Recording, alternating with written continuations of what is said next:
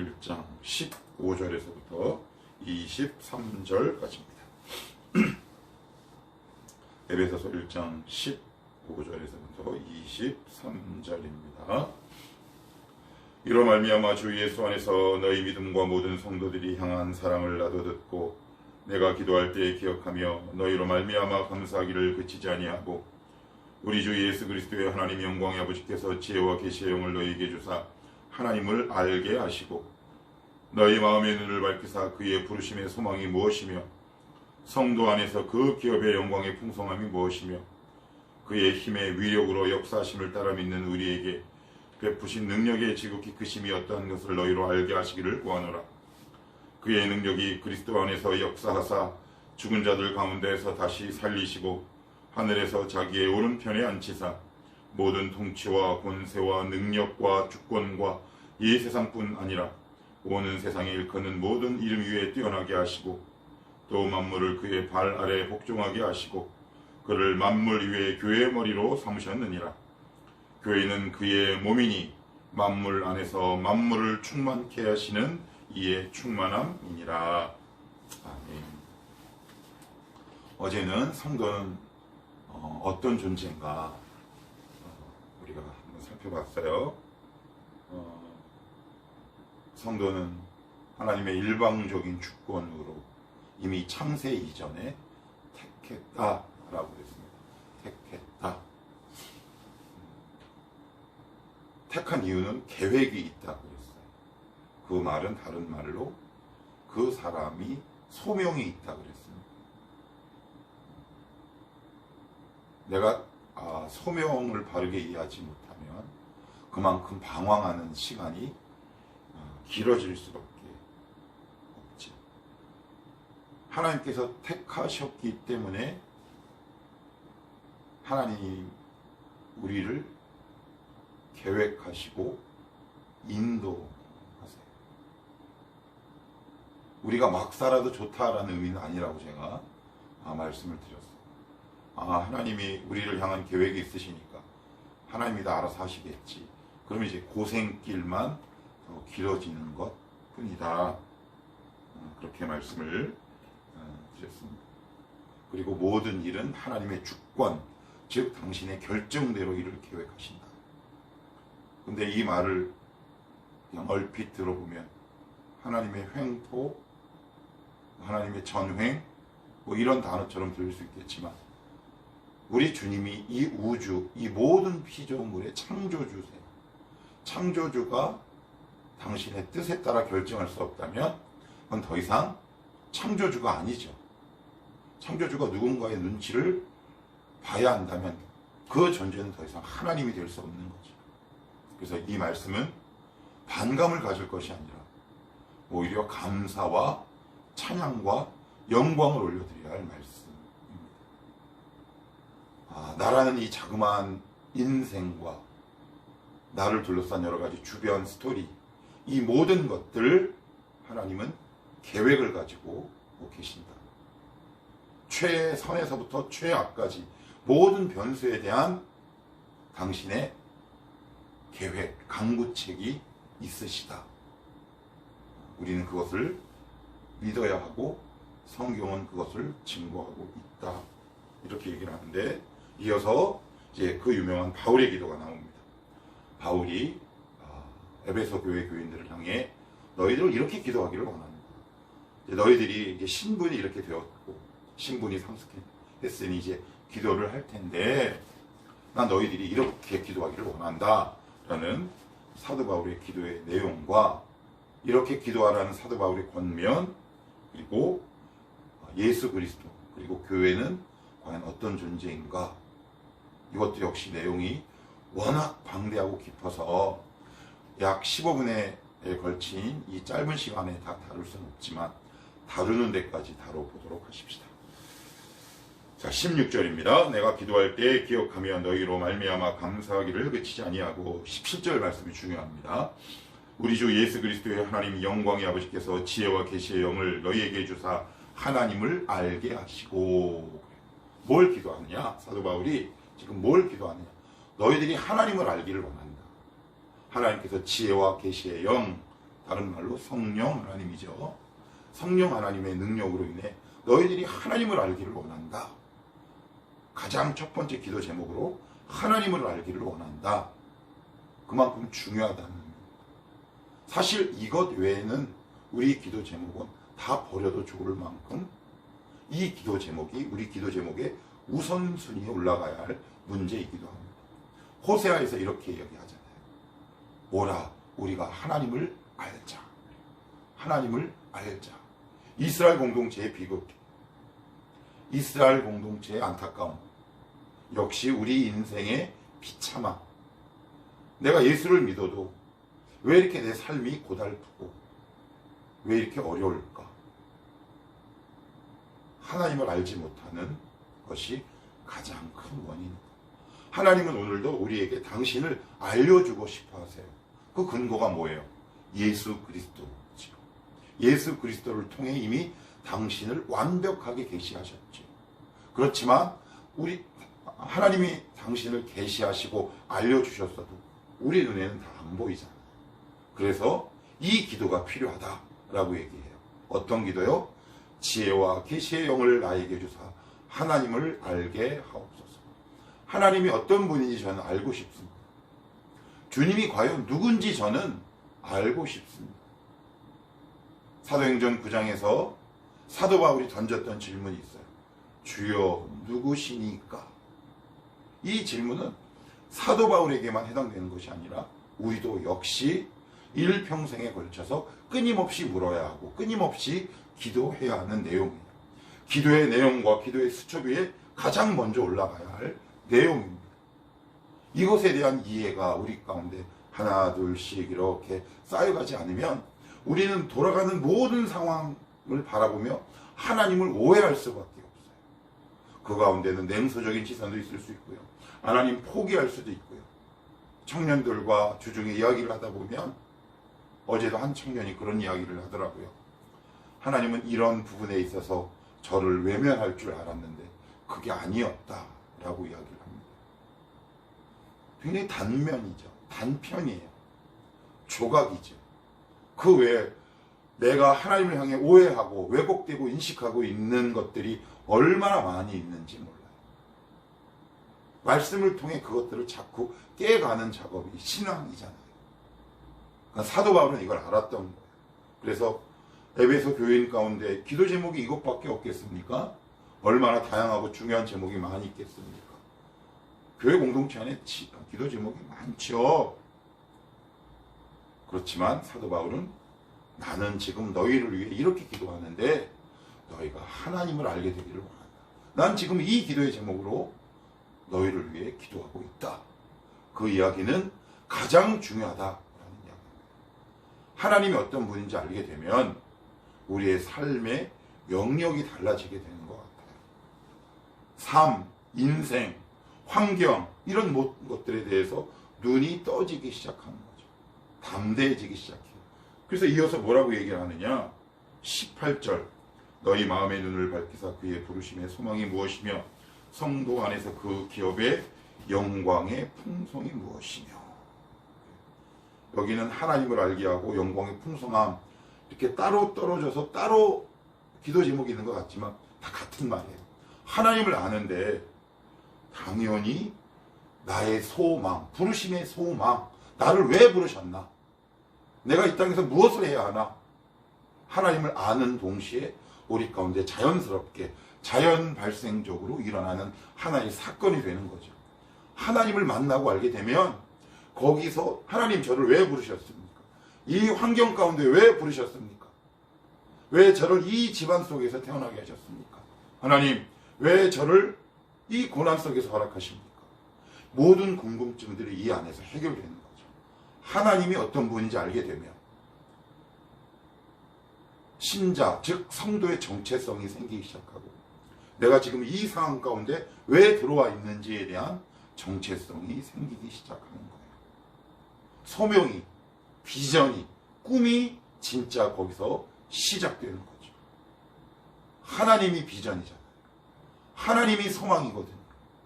그러니 소망과 희망과 비전의 원천이신 하나님을 만나고 알면 자연스럽게 이 나머지 것들은 보이게 되고 해결되게 되는 거죠. 하나님 저 보여주시옵소서. 물론 그 기도 제목 하지만 결국 우리가 지향해야 하고 추구해야 될 최고의 기도 제목은 하나님을 알게 하옵소서. 하나님을 알게 하옵소서. 출애굽기 3장에 나왔던 제가 이스라엘 백성에게 가서 당신을 누구라고 소개해야 합니까? 과연 당신은 누굽니까? 당신의 이름이 누굽니까? 나는 스스로 있는 자니라.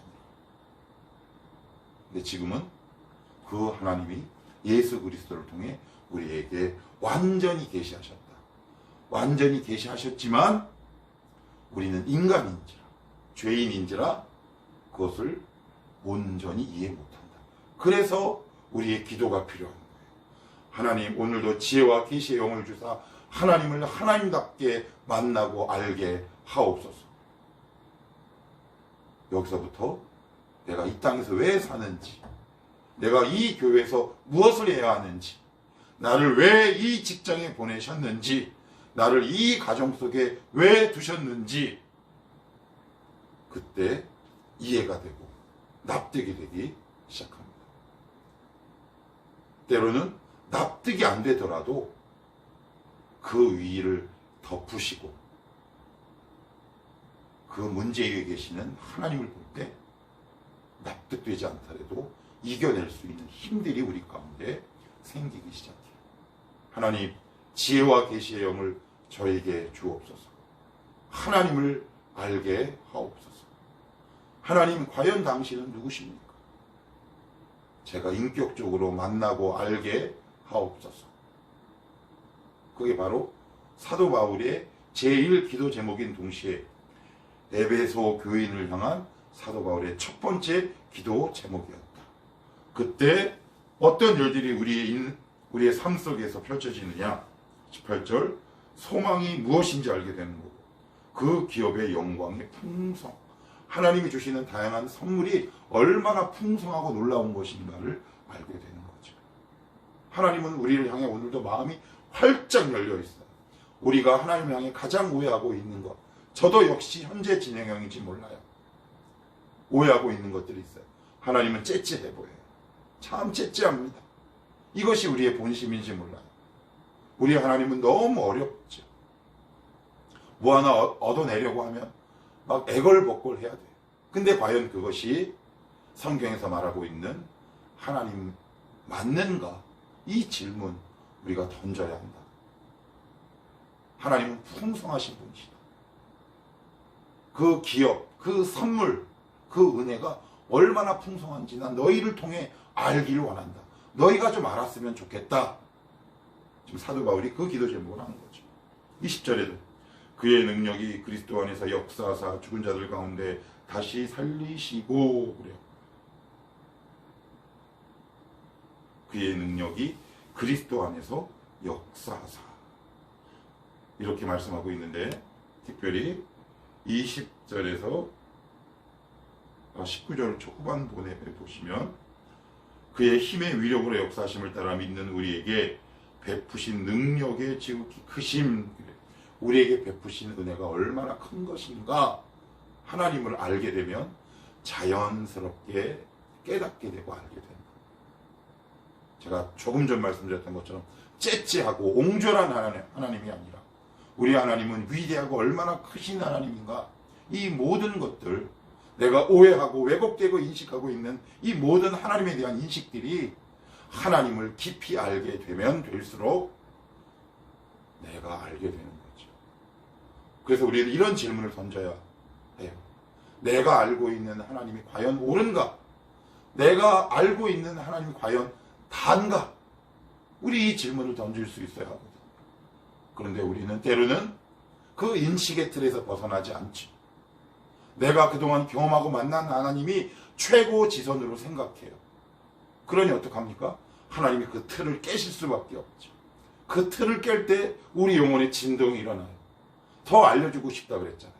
하나님이 당신을 우리에게 알려주시고 싶다. 예수 그리스도를 통해 이미 알려주셨지만 우리는 죄인이고 연약하기 때문에 하나님의 뜻대로 100% 하나님을 알 수 없고 이해할 수 없어요. 그러니 어떻게 해요? 우리가 알고 있는 하나님에 대한 프레임, 틀을 깨세요. 그러면 거기 진동이 오는 거죠. 때로는 고통이 올 수 있어요. 아픔이 올 수 있다. 그 모든 것들이 하나님이 우리를 향한 애정인 동시에 당신의 능력이 얼마나 위대하고 크신 것인가를 알려주시려고 하는 하나님의 사랑이고 배려고 애정이다. 성경은 그렇게 해서 이야기를 하고 있어요. 우리 하나님을 알아가십시다.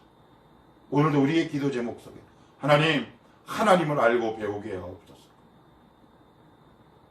내가 잘못 알고 있는 하나님에 대한 이미지가 있습니다. 그것이 깨지게 하옵소서. 그래서 이왕 예수 믿는 거 좀 풍요롭게 믿어야 하지 않겠습니까? 왜요? 우리는 왕자고 공주잖아요. 그런데 우리의 삶은 너무 궁핍해. 뭐 물질적으로 부족하다 그런 의미로 얘기하는 거예요. 신앙의 깊이가 참 얕아요. 저를 보면 그래요. 참 좁아요. 낮아요. 하나님 오늘도 계속해서 깨신다. 여러분들이 하나님을 하나님답게 만나고 알아가기를 축복합니다. 그리고 나서는 예수 그리스도, 우리가 믿는 예수 그리스도는 어떤 분인가 20절에서부터 20절까지 다는 볼 수 없고 22절 보시면 또 만물을 그의 발 아래 복종하게 하시고 그를 만물 위에 교회의 머리로 삼으셨느니라. 모든 것들이 예수님의 발 아래 있답니다. 복종 그래요. 복종. 뭐 이건 이 말씀은 주님이 창조 주시니까 뭐 그렇겠지. 그냥 이렇게 이해하고 넘어갈 수 있지만 우리는 예수님께 속한 자잖아요. 그러니 우리 발밑에도 동일하게 이 세상이 있는 거예요. 세상을 향해서 비굴하게 살 이유가 없어요. 뭔지 모를 당당함이 있는 거죠. 성도의 특권이에요. 왠지 모를 당당함이 있어요. 어깨를 쭉 펴고 사셔도 좋을 이유가 바로 여기 있다고요. 그런데 사단은 이 순서를 뒤집어 엎죠. 너희들이 세상 발 아래 있다. 사실 현실을 보면 그래요. 내가 뭐 하나 집을 얻으려고 해도, 직장을 취업하려고 해도, 진학하려고 해도 이 세상이 나보다 너무 높아요. 그래서 사단은 우리를 향해 이렇게 얘기해요. 너희는 세상에 나가서 안 될 거야. 그런데 속지 않으셔야 합니다. 세상이 우리 발 아래 있어요. 고린도전서 이런 말씀이 있습니다. 너희가 나중에 이 세상을 심판할 것이요. 이 말씀 있는지 모르셨죠? 그건 어마어마한 말씀. 우리가 세상을 심판한다. 어떤 존재가 심판합니까? 주인이 심판하는 거 아닙니까? 종이 어떻게 심판합니까? 자녀가 심판하지. 세상이 우리 발 아래 있습니다. 왜요? 주님 안에 있기 때문에 그래요. 예수 안에 있기 때문에. 예수님 발 아래 모든 것이 복종한다. 그런데 사단은 지금 이 순서를 뒤집습니다. 너희가 세상 발 아래 있도다. 그러니 내 말 들어라. 그래서 예수님께 다가가서 이렇게 얘기하잖아요. 네가 내 앞에 무릎 꿇으면 네 눈에 보이는 영화와 모든 존귀한 것들을 내가 너에게 주겠다. 이렇게 얘기하지 않아요? 그랬더니 주님이 사단아 물러가라. 기록되었을 때 주 너의 하나님을 시험치 말라 하였으니 이렇게 물리치시잖아요. 기억합시다. 우리 눈에 체감되는 현실은 내가 세상 발 아래 있는 것 같아요. 그래서 우리는 늘 주눅이 들어있어요. 사장님 앞에 주눅이 들어있고요. 나보다 예쁘고 잘생긴 사람 앞에 주눅 들어있어요. 나보다 돈 많은 사람 앞에 주눅 들어있어요. 성경의 정신에 위반되고 위배되는 거예요. 하나님의 뜻을 100% 거스르는 행위라 성경은 이야기하고 있는 거죠. 우리가 나중에 세상을 심판하고 우리가 예수 안에 있기에 이 세상이 우리 발 아래 있다. 이 세상 우리가 나중에 심판까지 할 수 있는 권리가 있다. 그러니 당당해라. 어깨를 쭉 펴시고 당당하게 살아내십시오. 그것이 오늘 성경이 우리에게 요구하고 있는 증언이 동시에 하나만 더 볼게요. 23절. 교회는 그의 몸이니 만물 안에서 만물을 충만하게 하시는 이의 충만함이니라. 여기 보면 교회는 그의 몸이니, 왜 우리가 교회를 섬기고 교회를 사랑해야 하냐면 예수님의 이름 때문에 그래요. 교회 자체가 신봉하거나 우상시 되어서는 안 되지만 분명한 자기 정체성과 의식은 필요해요. 우리가 왜 교회를 사랑하는가? 예수님 때문에 그래요. 예수님이 교회의 머리시기 때문에. 이 말을 조금 더 쉬운 말을 풀어내면 하나님은 교회 공동체 안에서 복을 주세요. 교회를 떠난 자들을 통해 하나님은 복을 허락하시지 않습니다. 모든 충만, 우리가 좋아하는 단어 아니에요? 충만, 풍성, 풍요, 그것이 교회 안에 있어. 주일 예배를 통해 하나님 그 공동체에 말씀하시고 복을 허락하세요. 교회를 떠나서 복을 구한다? 어제 봤죠? 하늘로부터 온 것만 진짜 나에게 복이 된다. 교회 공동체는 하늘에서 내려오는 신령한 복을 받는 제1차 기관입니다.